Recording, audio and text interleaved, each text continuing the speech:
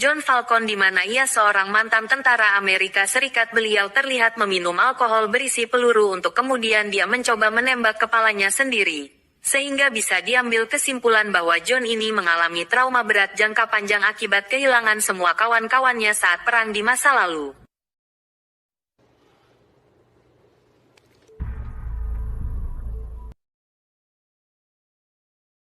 Saat John sedang memilih minuman di Alfamart, terjadi sebuah insiden mendadak di mana ada dua orang penjahat yang mencoba merampok semua uang di kasir. Saat penjahat menyuruh semua orang untuk tiarap, John dengan santainya berbalik kemudian mengatakan bahwa si penjahat salah dalam mengarahkan senjatanya ke bagian perut. Kemudian John dengan baik hati memberitahunya bahwa tembakan yang benar adalah mengarah langsung ke otak di kepala, dengan begitu korban pun akan langsung mati tanpa bisa melakukan perlawanan. Dan tiba-tiba tanpa disadari John dengan cepat melumpuhkan kedua penjahat itu dengan sangat mudah. Yang mana bersamaan dengan itu dia membayangkan para korban perang yang telah dibunuh di masa lalu, di mana hal itu merupakan penyesalan yang paling mendalam yang pernah dirasakan olehnya. Dengan uang para penjahat itu si John pun membayar minuman yang dibelinya.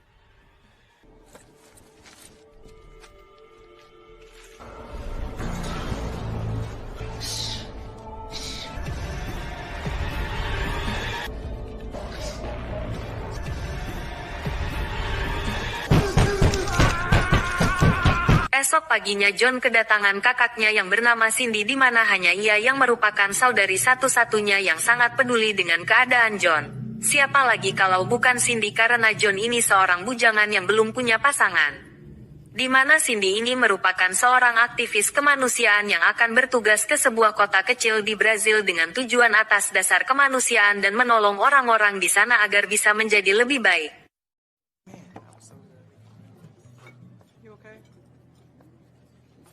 Namun apa yang terjadi beberapa hari setelah kepergiannya, Cindy pun ditemukan sudah dalam keadaan sekarat tepat di pesisir pantai dengan luka mengering pada sekujur tubuhnya.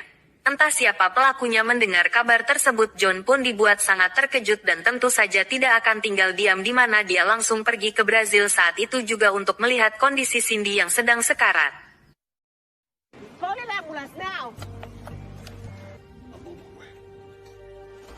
Sementara itu kita akan dibawa ke kota tempat Cindy mengalami insiden tadi, di mana di situ ada seorang detektif bernama Tiago, di mana beliau terlihat sedang menangkap beberapa warganya yang disinyalir telah menyelundupkan beberapa senjata ilegal.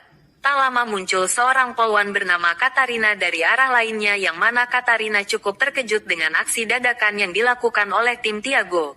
Selain melakukan operasi secara kasar, Tiago ini sering melakukan tugasnya tanpa konfirmasi pada Katarina, di mana ia beraksi di wilayahnya. Tak lama kemudian terjadi sebuah ketegangan ketika Tiago mencabut pistolnya, sehingga para warga yang ada di sana secara spontan dan serentak mengarahkan senjata kepada polisi tersebut. Tak ingin ada pertumpahan darah, Tiago pun mengambil inisiatif menantang salah satu jagoan dari mereka untuk duel dengan anak buahnya, di mana syaratnya jika ia menang maka Tiago berjanji tidak akan datang ke tempatnya lagi.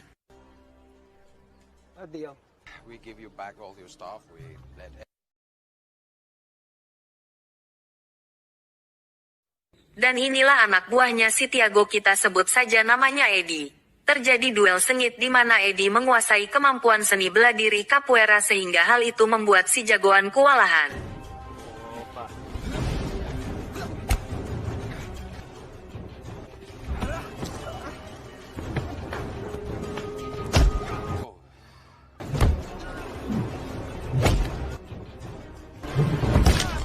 Kembali kepada John yang sudah tiba di Brazil, yang merupakan tempat kelahiran si Pele, di mana dia langsung disambut oleh atasannya Cindy yang turut berduka cita atas insiden yang dialami oleh kakak perempuan beliau bernama Manny.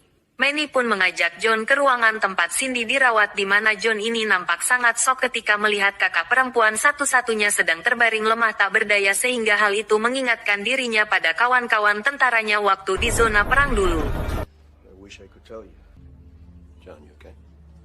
Manny pun memperkenalkan John kepada Tiago yang merupakan detektif yang bertugas untuk menyelidiki kasusnya Cindy, sehingga Manny berharap agar John ini bisa tenang dan menyerahkan semua kasus ini kepada Tiago. Namun dengan pengalamannya di militer ditambah korbannya adalah saudari sedarahnya, John pun tak bisa hanya tinggal diam saja dan meminta Tiago agar mengantarnya ke TKP tempat Cindy ditemukan. Di sana John pun diperkenalkan kepada Katarina yang dimana ia saat sedang mengobrol tiba-tiba dikejutkan suara ledakan yang mengagetkannya. Secara refleks John pun langsung mengambil pistol milik Katarina sehingga Tiago berasumsi bahwa John ini bukanlah orang sembarangan karena terbiasa memegang senjata.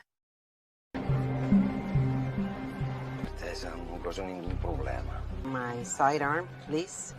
Katarina pun menjelaskan bahwa semua fasilitas infrastruktur seperti puskesmas, sekolah, kantor kecamatan, dan kandang kerbau semuanya dibiayai dari bisnis ilegal yang ada di kota ini. Dan para warga terpaksa melakukan itu karena pemerintah tidak pernah memperdulikan mereka sama sekali. Hal itu semua menjadi dilema bagi para penegak hukum seperti Katarina karena jika ia menangkap pengedar penjahat penyelundup sama saja dengan memberikan penderitaan bagi seluruh warga di kota kecil ini. Beberapa saat Katarina sudah pergi, John pun kembali ke TKP tempat Cindy ditemukan di mana John melihat beberapa pemuda yang mencurigakan, kemudian dia mengikutinya dan melihat kalung Cindy dipakai oleh salah satu pemuda tersebut. Terjadi sebuah perkelahian di mana John mampu mengalahkan semua pemuda cukup jago di kota tersebut, namun bagi John mereka tidak lebih dari sekedar sekelompok pemuda yang letoy.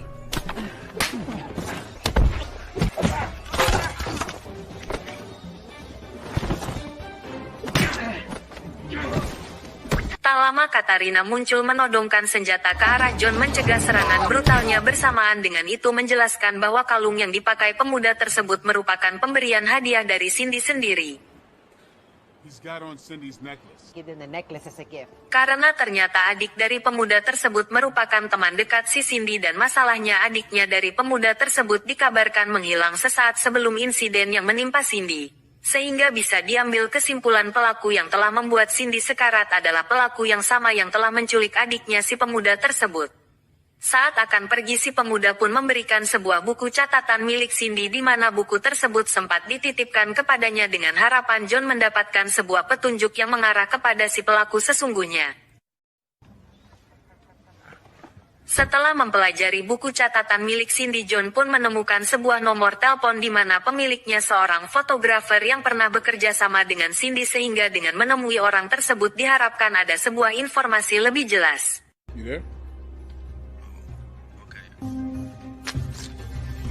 Karena tidak mendapat informasi lebih, John pun diam-diam menerima flash disk milik si fotografer tersebut, berharap John dapat menemukan sebuah petunjuk yang bisa ditemukan di dalamnya. Dan sesaat si fotografer akan pergi memasuki mobilnya, tiba-tiba meledak yang sepertinya sudah disabotase oleh seseorang di sana.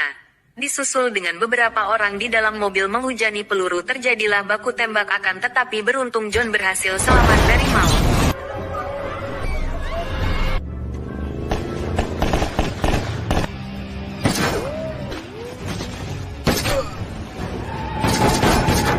Dibantu Manny yang ahli komputer, akhirnya mendapatkan setitik petunjuk alamat lokasi diskotik malam yang mengarah ke seseorang pria yang bekerja di sana yang sepertinya ada hubungan dengan insiden yang dialami oleh Cindy.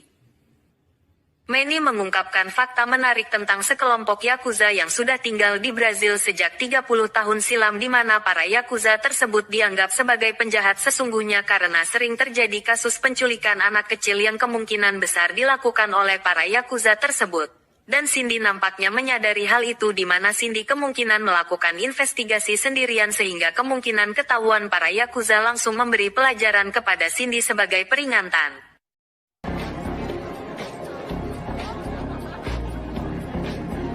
Respon cepat John pun langsung pergi ke diskotik malam tersebut, di mana dia melihat pria yang ada di foto kemudian mengikutinya sampai ke toilet. Setelah kepalanya ditenggelamkan ke dalam kloset yang bau jengkol, pria tersebut pun akhirnya menginformasikan mengenai pelaku yang telah menganiaya Cindy hingga menderita. Di mana pria itu memberikan sebuah alamat yang menjadi tempat markas para penjahat itu bersembunyi.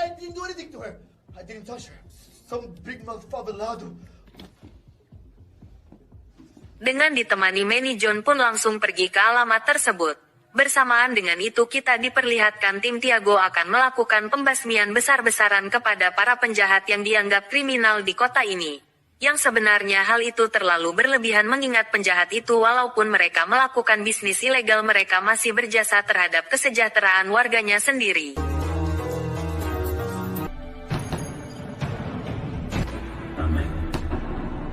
Setelah membantai habis penjahat di kota itu, satu anggotanya tak sengaja melihat beberapa pria Jepang dengan setelan jas rapi sedang mengangkut beberapa anak kecil di mana saat anggotanya sudah menodongkan senapan muncul Tiago yang justru menembak kepala anggotanya sendiri. Faktanya Tiago melindungi para Yakuza yang telah lama tinggal di Brazil di mana Tiago sengaja mengkambing hitamkan seluruh penjahat yang ada di kota ini demi untuk menutupi kejahatan yang dilakukan oleh para Yakuza tersebut.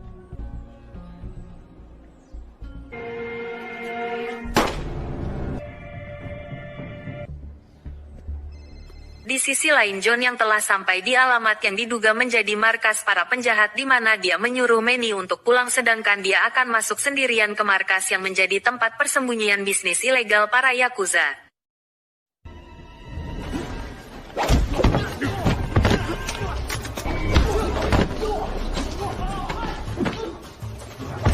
Dengan tubuh kekar serta pengalamannya semasa di militer dulu, John menghabisi satu persatu anggota Yakuza dengan mudah sehingga hal itu membuat pengelola merasa khawatir.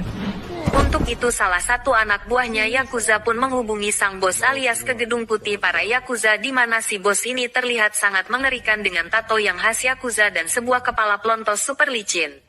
Dan kita akan diperlihatkan betapa kejamnya beliau di mana bos Yakuza dengan jiwa dinginnya menusuk si pria yang ada di diskotik malam waktu itu karena dianggap telah mengkhianati Yakuza dan komplotannya.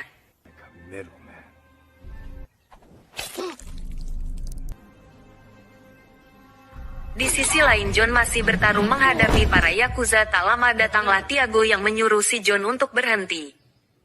John pun menyerahkan sebuah koper yang ditemukan di mana John yakin bahwa isi dari koper tersebut merupakan bukti-bukti kejahatan yang sudah dilakukan oleh para kelompok Yakuza tersebut.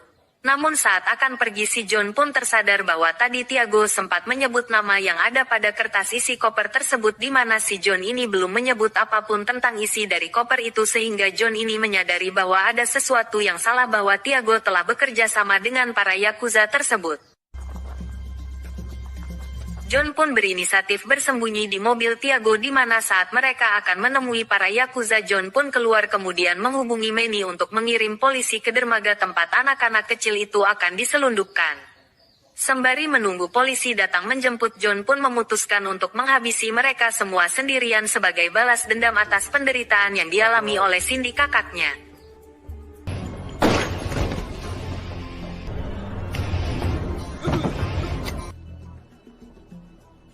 Dengan modal bekal pengalamannya semasa peran di militer dulu, John pun menghabisi satu persatu sampai akhirnya final battle dengan para jagoan-jagoannya.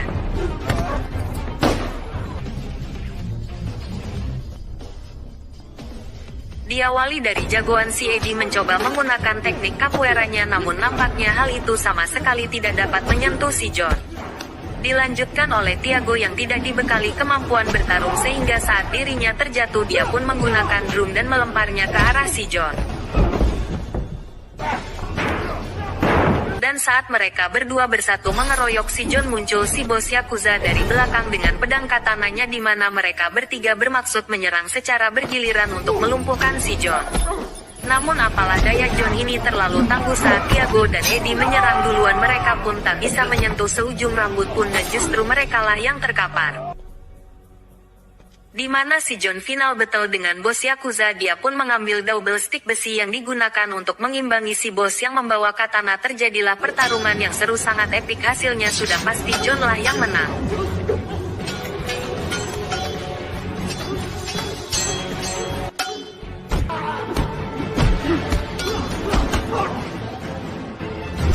Setelah melumpuhkan si bos Yakuza, para polisi datang sehingga pekerjaan polisi ini sangat ringan sekali, hanya membereskan sisanya saja.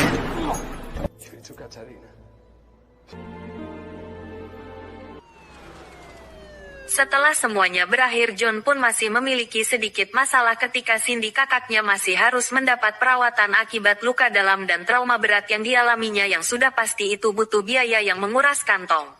Dengan semua fakta yang ada, Manny memberikan sebuah solusi agar John tak perlu lagi memikirkan biaya perawatan Cindy. Semua akan ditanggung BPJS Kesehatan, yaitu dengan menyetujui misi lain bergabung dengan Falcon Racing. CIA is full. Look, their plate's full.